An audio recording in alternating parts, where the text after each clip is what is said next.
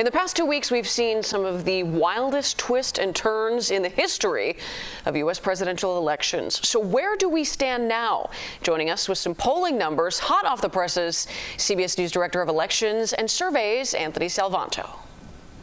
Anthony, I would like to begin by asking you how Democrats are feeling about Vice President Harris and also this process in which the president nominated her to take his spot running as the Democratic nominee for president. Hey there, Marie. Great to talk to you. And let me show you this first.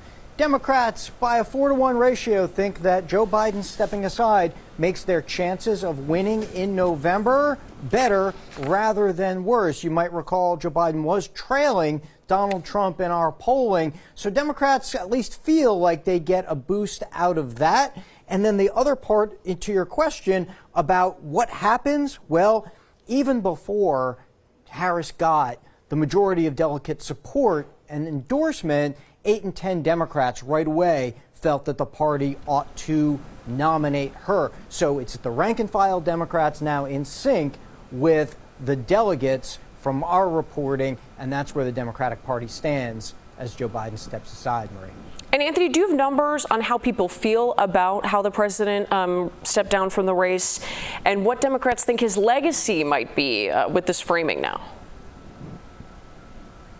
I do. So 2 things, and they're related to that positive view that Democrats think this boosts their chances. Well, 8 and 10 approve of his decision to step aside. You might recall, even before he did, there were a sizable number of Democrats who thought that he ought to. So that connects to that. And then there's this on his legacy. Democrats, who by and large, of course, approved of the job he's been doing as president, they believe that his legacy, when people look back on it, will either be excellent or good. So he's still got that support within his party, and they think their chances are better now going forward, Marie.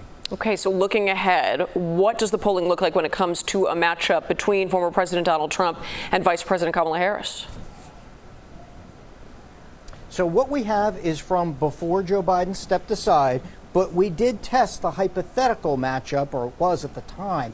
And Harris was trailing Trump, but not by as much as Joe Biden was. There's a couple of points here to make. And the first one is this dynamic now. Joe Biden stepping aside. Democrats 4 and 10 say that it makes them feel more motivated to vote. Why is that important? Because up until now, Democrats have been saying that they were less likely to vote than Republicans were saying. Well, that was one of the reasons that Joe Biden was trailing in the polls. So I think this is a key dynamic to watch, because now we'll see if Democrats can close that enthusiasm gap, that expressed turnout gap, if you will, and see if that starts to move any of the polling numbers, Marie. All right, Anthony Salvanto, thank you as always for this context and those new numbers.